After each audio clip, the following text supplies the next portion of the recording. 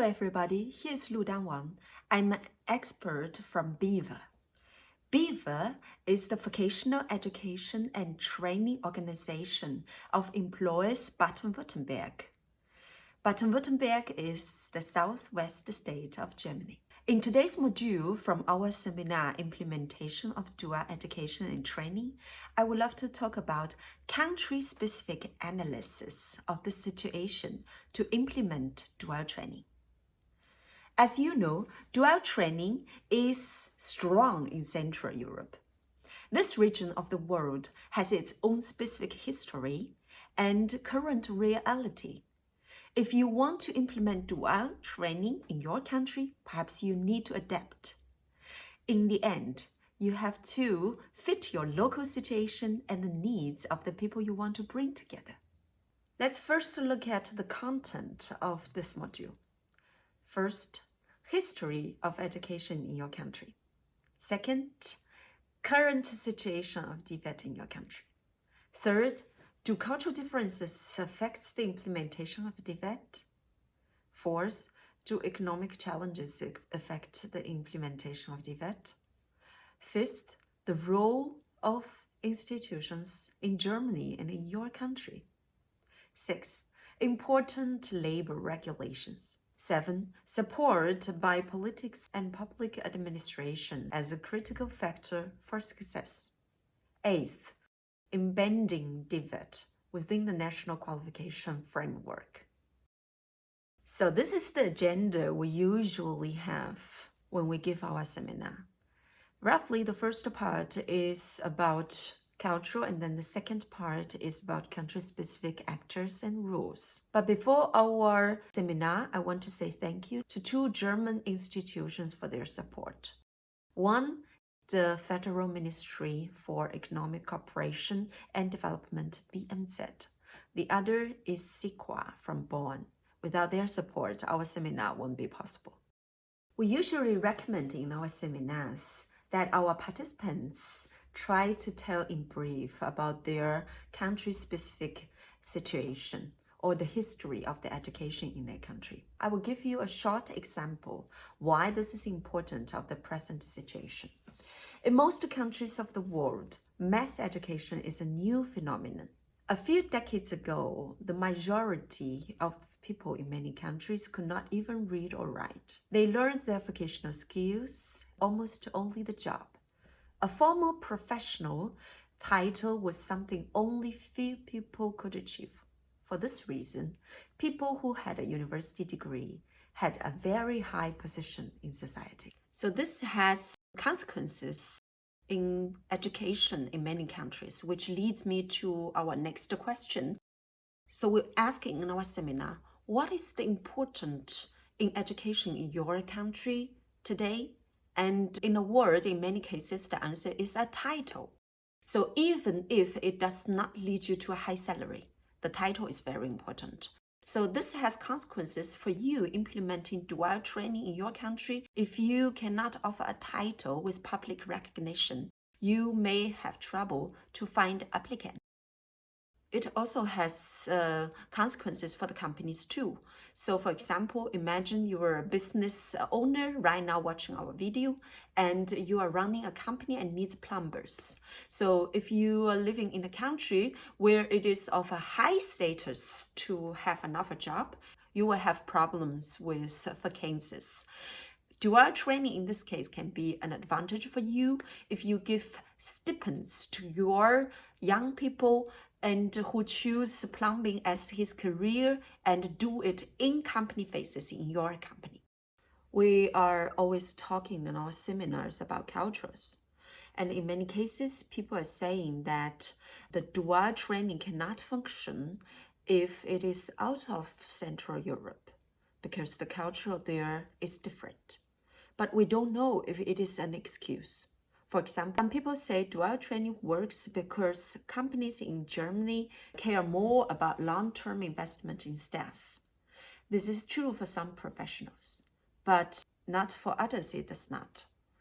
If you check statistical data in the internet, you will observe that we have plenty of professions where the orientation rates of graduates from dual training are quite low. For example, for cooks, bakers, or nurses. But despite this, the companies continue to offer opportunities of apprentices, and young people continue to apply. So this cultural argument sounds a little bit like an excuse for me. One aspect where I observe there is, on a general level, a cultural difference between Germany, Switzerland, Austria, and other countries. At least here in Germany, the willingness of different actors to work together to solve a problem is far more developed in Germany than in many other countries. So the school directors and also the owners from the company, they meet each other without the need of authority to convoke them. The school director is not bossing around the companies, and the companies are not bossing around with the schools. They believe they are on the same level. And also there is mutual trust. The other part or the other side does not only care about its own interest, but understands you. So if you feel that there is a little cooperation and trust between the education sector and also the companies in your country, here's my advice. Be the change you want to see in others. Reach out actively for the other side. If you are a school director, so visit actively companies and send your team members to meet the owners. And if you are from a company, or if you are owning a company, or if you are from the upper management of a company, visit actively the schools and also the universities. Try to put yourself in the situation in the other side and understand their concerns. I'll give you an example of another cultural prejudice. Once my boss was addressed by an Italian expert who said dual training will not function in Italy because there are not enough big companies there. Of course, we all know that there are big companies in Italy, but according to this person, there are simply not enough. On the other hand, this Italian expert believed that Germany is full covered with BMW, with Daimler, with Volkswagen, etc. This is not the case. If dual training was only for the big industry in Germany, then it would not exist in our craftspeople sector here, neither in the gastronomy. So do not get discouraged too easily. Some people argue that dual training requires companies that need professional staff and not only cheap labor force. Yeah, we believe it is true. Dual training implies you need trained people. But I'm convinced you have in your region companies that desperately need trained people. My advice for you is to start dual training with companies and have high quality requirements, and if possible, a big. And our experience that this is easier.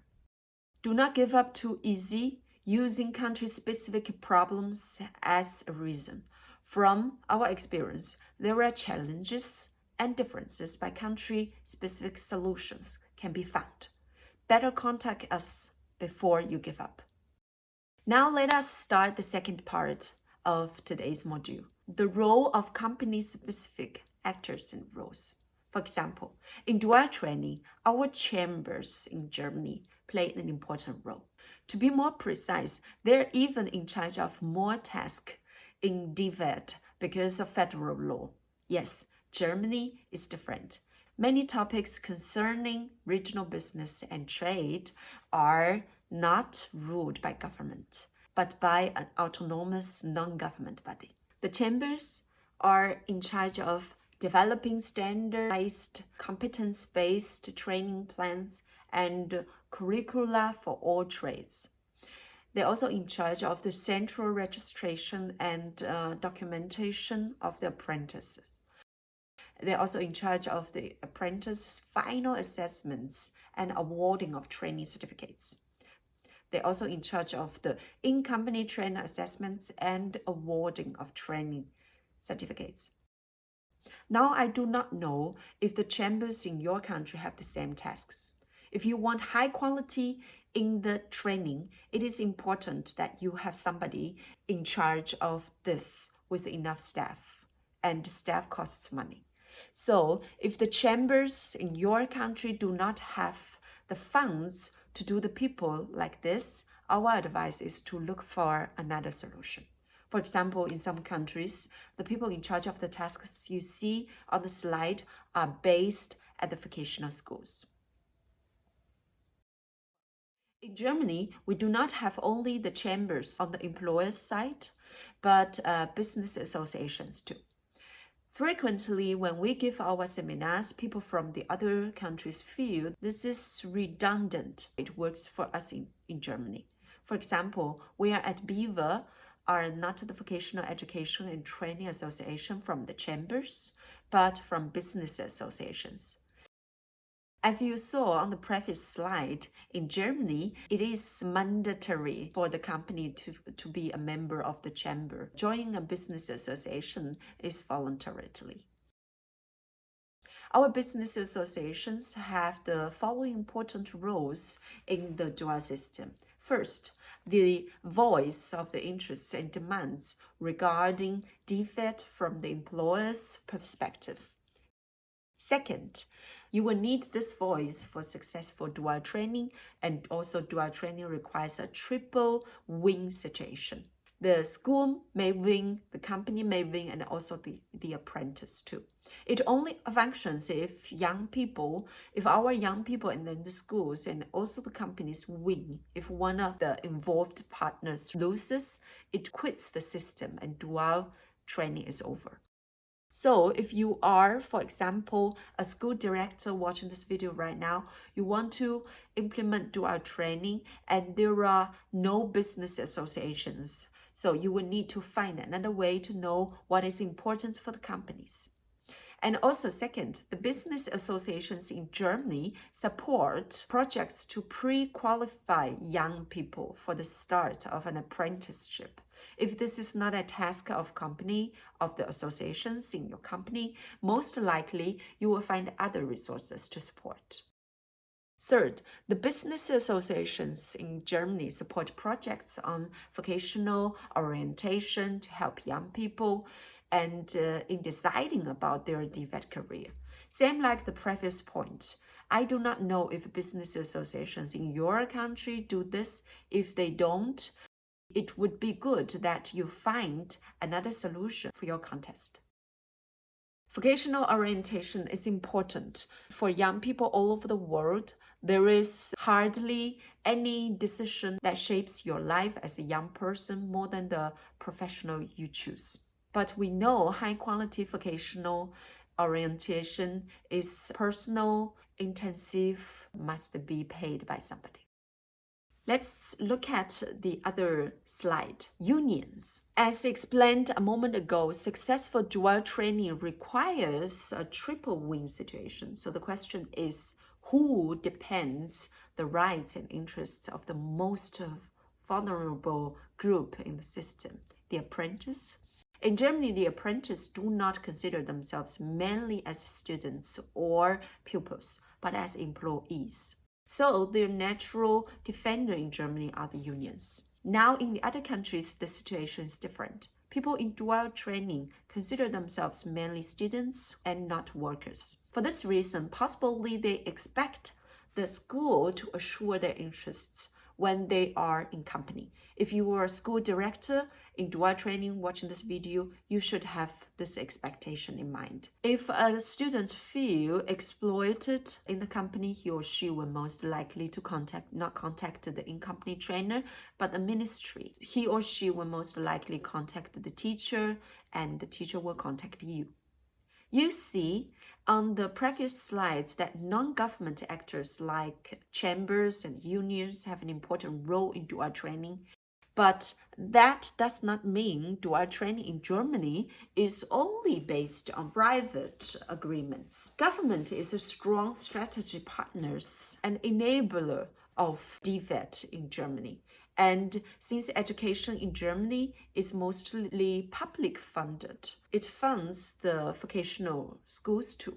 So in your country, the situation is possibly different and funding relies more on families or companies. If you are implementing dual system or dual education in your country, our advice is that you meet frequently with the representatives of the public sector too. Most likely, they will like the idea of raising the employability of the young generation and the competitiveness of your companies and give you a lot of support. As explained, apprentices in Germany are considered employees first and then students second. So the related labor regulations apply for them. Possibly in your country, the situation is different and apprentices are more considered students in the school-related internship. You have to stick to your youth protection law and other labor-related laws.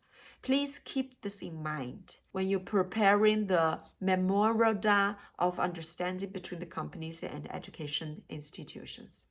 In our seminars, we will still do the further exercise if we do have any time left for us. So the first exercise is to discuss why the German government is investing in DVET. First, DVET is helping lower the unemployment. Second, skilled workers add value to the gross domestic product. Third, skilled workers pay more taxes. And fourth, the German welfare system is relieved. The other exercise is about embedding DVET within the national qualification framework. And here on this slide, you see the German qualification framework. I'm sure that you have a similar table for your country too. And our general experience is that in-company experience works on all levels. But since you are planning the implementation of dual system for a particular school or university, you need to take a decision. And this decision has consequences for the next steps. And for example, if you want to do something for students on level 3, which is occupations requiring 2 years training, you have to do different things than if you want to give little on level 2, which is entry-level vocational qualification. So the reason is following. Usually, people who come from families that can pay for education are not interested in spending money on level 2 qualifications. Companies are generally more willing to pay for longer dual training because it means that they can plan with apprentices or students for a long period. And this means if you are focusing on level 2, you will possibly need to rely on government funds or donors. If you want to give a title on level 3, it is more likely you will find families and companies to pay for your program depending on the trade. Here you see a slide that brings all actors mentioned in this exercise together. As you see, usually you need a project manager or coordinator to assure they keep cooperating. From our experience, this does not happen with someone's in charge. We will talk about this person in our future modules. So the questions we discuss with our participants are the ones below. First, why is it important to keep in touch and do networking? If it is so important, and why is not everybody doing this? How can I network better? So I hope this video was useful for you. If so, please feel free to give us a like. I wish you a lot of success in your activities. Bye.